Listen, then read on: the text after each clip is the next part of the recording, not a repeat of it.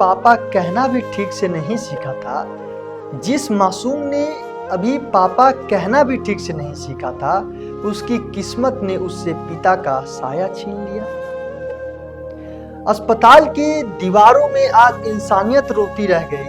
अस्पताल की दीवारों में आज इंसानियत रोती रह गई। एक गरीब का घर उजड़ा और दुनिया बस तमाशा देखती रह गई। जय हिंद, मैं हूं प्रिंस शुक्ला और आप देख रहे हैं क्राइम फ्री इंडिया।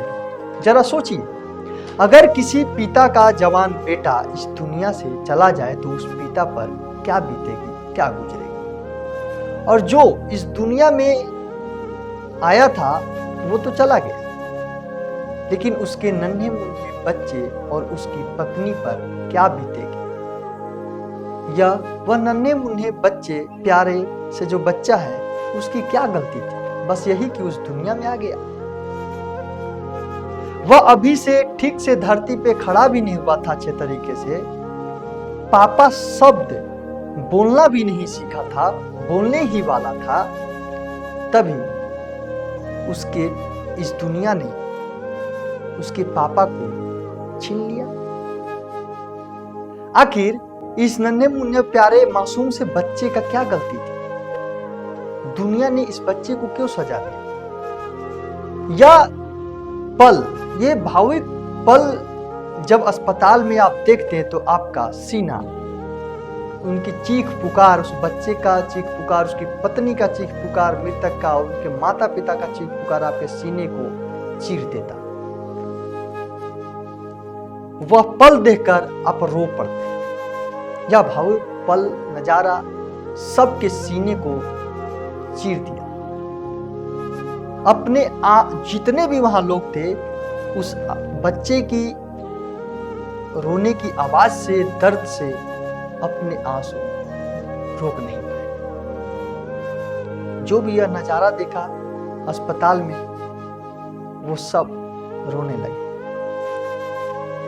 एक पिता का दर्द और एक पत्नी का चीख पुकार सुन हर कोई सन्न रह गया। और यह सब लापरवाही एक अस्पताल की, कि पिता अपने पुत्र को लेकर जीवन जीने की आशा से पहुंचे हुए थे अस्पताल में, लेकिन वो क्या जानते थे कि उनका बेटा उस अस्पताल में जाएगा तो जिंदा, लेकिन लौटेगा मृत अवस्था में। वह नन्हा मुन्ना बच्चा जो अपने पिता को यह आशा के साथ लाया था कि उनके पिता ठीक होकर घर आएंगे, लेकिन क्या पता था कि पलामू के प्राइवेट अस्पताल जीवन दान नहीं देता है, बल्कि जीवन छीन लेता है। और वहां बैठे डॉक्टर भगवान नहीं, यमराज बन जाते हैं। यह मैं इसलिए कह रहा हूं कि ऐसे ही घटना पलामू में कई दिनों से प्राइवेट अस्पतालों से आ रही है। वैसे ही एक घटना कल दिनांक 12 मई 2026 दिन मंगलवार की घटी, जहां मेदिनीनगर के लाइफ लाइन हॉस्पिटल में ऐसे दर्दनाक घटना घटी कि मृतक के परिजनों का कहना है कि वह लाइफ लाइन अस्पताल में 10 दिनों से मृतक को लेकर भर्ती थे। डॉक्टर 10 दिनों से इलाज कर रहे थे और जब मरीज का मौत हो गई तो उन्होंने मृतक के परिजन से पूरे पैसे अस्पताल में जमा करवाए। उसके बाद उनको यह कह दिया गया कि मरीज को यहाँ से लेकर आप चले जाइए इमरजेंसी में। बल्कि अस्पताल से उनको एम्बुलेंस भी मुहैया करा दी गई, एम्बुलेंस की भी सुविधा दे दी गई। फिर मृतक के परिजन के पास पैसे तक नहीं थे कि अब वह प्राइवेट अस्पतालों में इलाज करा सके, तो उन्होंने मेदिनी राय मेडिकल कॉलेज यानी सदर अस्पताल, सरकारी अस्पताल है, उसमें लेकर पहुंचे। वहां पर डॉक्टरों ने उनको मृत घोषित कर दिया, मरीज को मृत घोषित कर दिया। उसके बाद परिजनों में चीख पुकार, कोहराम मच गया। उनके पिता रो रो कर अपने दर्द को बयां किया मीडिया के कैमरे के सामने। सुनिए उन्होंने क्या सच्चाई बताई। क्या बोलिए, बताइए क्या नाम है आपका और कहाँ से आए? हमारा नाम है जगनारायण सिंह। कहाँ से आए? खरवार होइयो से। कौन सा प्रखंड है? पंचायत सकल दीपा है। थाना? थाना पांकी है। जिसको लेके आए कौन बेटा है आपके? हाँ, हमारा लड़का है, उसका नाम कांग्रेस सिंह। क्या दिक्कत हुआ था और कब आए थे? हम हाँ 10 दिन हो गया अले हैं। कहाँ भर्ती करा? लेफ्ट लाइन हॉस्पिटल में राहत निजाम डॉक्टर के पास। क्या वहाँ बोला गया था भर्ती कराते समय? तो समय बोला कि हाँ ठीक हो जाएगा। तो 10 दिनों में कितना पैसा खर्च हुआ? 10 दिन में हम 92,000 रुपया दिए यार। इसके अलावा हम दवा लिए से मैंने हमरा मैंने उसका हम जोर नार नहीं किए हैं। अभी आए रहे तो भाई कितना हमको पूर्जी कटा वो हम अलग से हुआ। अब सदर में कहा आ गए MCH में? वहाँ से वहाँ आ गए। वहाँ हम जब पैसा सिरा गया तो कहते कि पैसा जमा करो तो इलाज होगा, या नहीं तो चले जाओ आप जहाँ मन तहाँ। तो क्या करें, हम वहाँ से चल दिए कि भाई अब मेरा कोई सहारा है ही नहीं है, तो हमारा यहाँ इलाज होबे नहीं करेगा पैसा बिना। तो जाते हैं, अगर सदर में होता है, मेरा किस्मत तो होता है, नहीं होता है तो क्या करें, हम अपना माथे में ठोकेंगे। पैसा कैसे जुगाड़ किए थे? 92,000 और बाकी जो दवा का था पैसा, जो 92,000 वहाँ भरे, वो कैसे जुगाड़ करके लाए थे? हम खेत जमीन जो था से हम बेच के उसको जुगाड़ किए थे। टोटल पैसा ले लिया? हाँ सर, टोटल पैसा हम दे दिए। अब कुछ नहीं आपके पास बचा? नहीं, हमारे में कुछ नहीं बचा। जो घर में बकरी था से वो बेच दिए। ये सब कागज वही का है? दिखाइए इसका।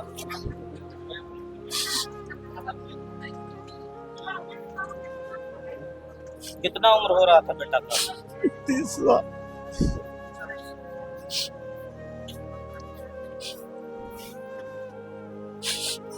नहीं, मैं उनसे बोले कि कुछ पैसा डिस्काउंट कीजिए, तो बोले कि ठीक है मैं 10,000 डिस्काउंट करता। फिर किए, उसके बाद फिर जो पैसा मांग था उतना और नहीं दे पा रहे थे। उसमें से तो ठीक है, नहीं जितना होता है उतना दे दो। टोटल कितना मांग किया गया था? टोटल 29,000। नहीं, टोटल जब से आप एडमिट किए तब से? हाँ, जब से 1.5 लाख वो तो 92,000। उसमें से लास्ट दिन आपको छोड़े हो? आज लास्ट हुआ ना, तो आज छोड़। पैसा लेने के बाद छोड़े थे कि पहले ही बता देते कि ले जा डिस्काउंट? नहीं, पहले नहीं बोलते। आपसे पूरा पैसा मांगे? हाँ जब आप नहीं दे पा रहे थे तब ऐसा? हाँ, तब डिस्काउंट। और जो आपके द्वारा लिखा गया उसकी सिग्नेचर है, वो राइटिंग जो लिखे हुए पेपर को आप खुद लिखे हैं कि क्या था मामला, कैसे किए? वो तो सिग्नेचर तो मैं खुद लिखा हूँ। सिग्नेचर किसका है? लिखाओ तो।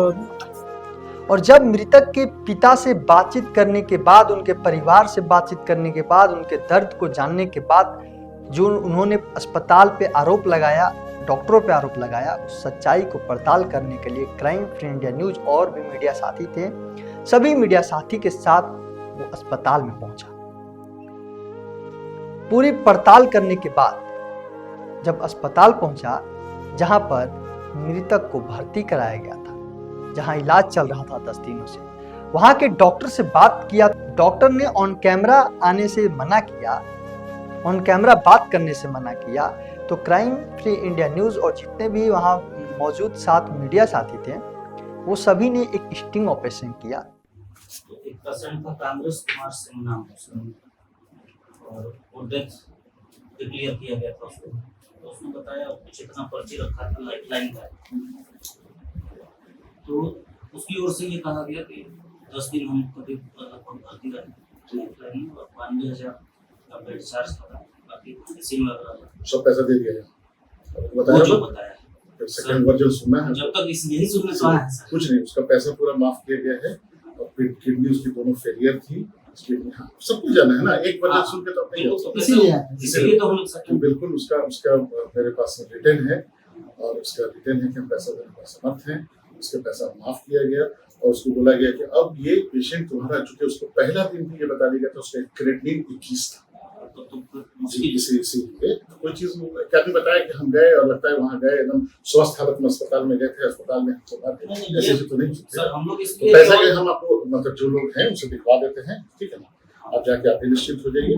अगर वर्जन है तो मेरा वर्जन ये है, जैसे उन्होंने कोई चीज कहा और इतना पुर्जा दिखाया तो अपने पैसा का पुर्जा को दिखा देते हैं कि भाई पैसा माफ हुआ तो मामला ही खत्म, वो झूठ बोला। अरे तो सच कहाँ बोलता है लोग, अस्पताल में रखने से जिंदा रहता तो हम लोग के माई बाप कहाँ को बोलते, तब तो हम लोग ऐसा कुछ बनाते ना, ये इम्यूनिटी होती है, अस्पताल में जाएगा आदमी जिंदा जिस रहे। तरीके से वो वहाँ अरे भाई तो सच बात बोलना किसको पसंद है?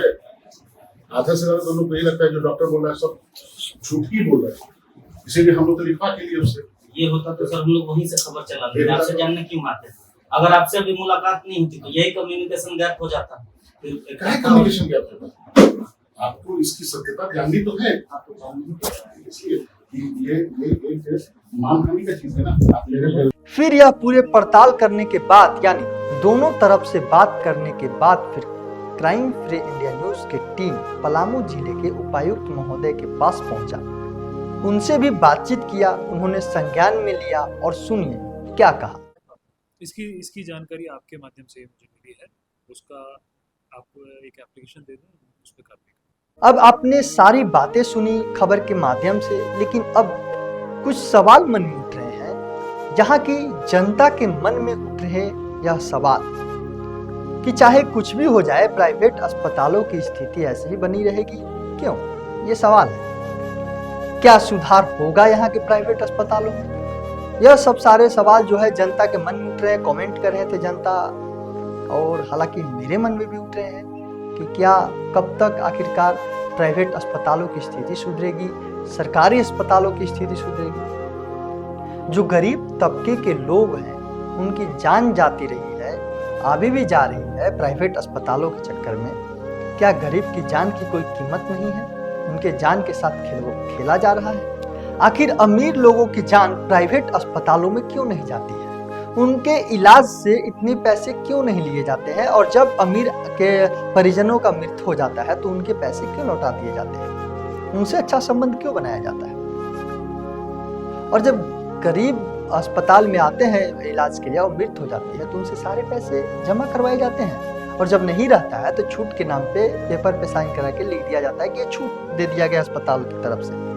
या मैं नहीं कह रहा हूं, ये मृतक के परिजन आरोप लगा रहे हैं अस्पताल और डॉक्टरों पे। तो जरा आप सोचिए कि अमीर आदमी की जान अगर चली जाए या उनके परिवार की जान चली जाए प्राइवेट अस्पताल में, तो फिर प्राइवेट अस्पताल वाले उनके सारे पैसे क्यों छोड़ देते हैं? जब इस मुद्दे पर बात किया अस्पताल के डॉक्टर से तो उनका कहना था कि वह 20,000 की छूट दिए हैं मृतक को। उन्होंने कागजे भी दिखाए लेकिन फोटो नहीं क्लिक करने दिए उस पेपर का कि हम सबूत के तौर पे पेश करें, क्योंकि साक्ष्य वहां मैं खुद था और भी हमारे मीडिया साथी थे, और उनको ये कह दिया गया कि कुछ मेडिकल लॉ है, मेडिकल लॉ एथिक्स के तौर पे हम इस फोटो क्लिक नहीं करने देंगे, इस सबूत को मैं आपके सामने नहीं रख सकता हूँ। ये डॉक्टरों का कहना था। लेकिन जब मृतक के परिजनों से बात किया तो उनका कहना था कि जब हम पूरे पैसे जमा करने गए तो हमारे पास वह 20,000 नहीं थे, तो उन्होंने कागज पर साइन कराया और कहा कि 20,000 हम छूट दे रहे हैं। अस्पताल वालों का कहना ऐसा था, छूट के तौर पर ये छोड़ देते हैं। अगर वह 20,000 उनके पास होते तो शायद वह भी अस्पताल वाले जमा करा लेते। अब जरा सोचिए, क्या पहले के लोग कहते थे कि डॉक्टर भगवान के रूप होते हैं, लेकिन क्या अब सचमुच डॉक्टर भगवान के रूप होते हैं, या फिर केवल लूट का अड्डा या मौत का अस्पताल चला रहे हैं? मरीज को पहले डॉक्टर के पास ठीक करने के लिए लाया जाता था, लेकर जाया जाता था, स्वास्थ्य को ठीक करने के लिए लेकर जाया जाता था प्राइवेट अस्पतालों में, लेकिन अब प्राइवेट अस्पताल में जाने से जनता डरती है, क्योंकि अस्पताल में मरीज को सही करने के लिए लेकर जाओ तो वहां से मृत बॉडी निकलती है। आखिर क्यों? यह सारे सवाल है जो इंसानियत को भी शर्मसार करती है। दिन प्रतिदिन इंसानों पर से भरोसा उठता जा रहा है, डॉक्टरों पर से भरोसा उठता जा रहा है, लेकिन मजबूरी है यहाँ की जनता को कि आखिरकार इलाज कराने लेकर कहाँ जाए। इसका फायदा प्राइवेट अस्पताल भी उठा रहे हैं, डॉक्टर्स भी उठा रहे हैं। अब सारी जनता की नजर एक ही जगह टिकी हुई है, यहाँ के उपायुक्त महोदय पे, यानी पलामू जिला के उपायुक्त महोदय पे। क्योंकि उपायुक्त महोदय जब से आए हुए हैं तब से कहीं न कहीं कार्रवाई का एक उम्मीद जाग गया है, क्योंकि वो कार्रवाई कर रहे हैं, तत्काल संज्ञान में लेकर हर किसी का समाधान कर रहे हैं, गलत चीजों पे कार्रवाई कर रहे हैं, गलत चीजों को सुधार रहे हैं धीरे धीरे। क्योंकि उपायुक्त महोदय यहाँ का हरदम एक्टिव नजर आते हैं और हर कोई उनका बड़ा ही कर रहा है, हर कोई उनको अच्छा ही कह रहा है। और क्योंकि वो गरीब को सुनते हैं, जनता दरबार लगाते हैं, एक्टिव नजर आते हैं, अब सभी की नजर उपायुक्त महोदय पे टिका हुआ है कि क्या इंसाफ इन गरीब को मिलेगा। अब देखना यह है कि खबर चलने के बाद क्या यह अस्पताल पर जांच बैठती है, क्योंकि ये जांच की विषय है, जांच दोनों तरफ से होगी तभी आगे कुछ एक्शन लिया जा सकता है, या फिर ऐसे ही अस्पताल की मनमानी, प्राइवेट अस्पतालों की मनमानी चलती रहेगी और हर एक व्यक्ति का प्रतिदिन जान जाती रहेगी, क्योंकि गरीबों की जान की कीमत के साथ यहाँ कीमत लगाया जाता है, जान के साथ खिलवाड़ किया जाता है। तमाम ऐसे कई खबर को देखने के लिए क्राइम फ्री इंडिया न्यूज के साथ बने रहिए, क्योंकि यह एक खबर नहीं, ये जनता को जगाने वाली खबर है, आंखें खोलने वाली खबर है। इंसानियत जो शर्मसार होती जा रही है, जनता के बीच सच लाने की कोशिश की जा रही है क्राइम फ्री इंडिया न्यूज के द्वारा। आप भी जागिए और जरूर सवाल पूछिए, और अगर आपके आसपास भी ऐसी घटना घट रही हो तो क्राइम फ्री इंडिया न्यूज के सोशल मीडिया को टैग कीजिए। और नंबर भी है, व्हाट्सएप नंबर पे आप सोशल मीडिया पे जाइएगा तो नंबर भी उपलब्ध है, आप हर अपनी समस्या को मुझे भेज सकते हैं रिकॉर्ड करके, क्योंकि मैं प्रमुखता और बेधड़क और व्यापक तरीके से आपके मुद्दा को उठा सकूं। जय हिंद, जय भारत।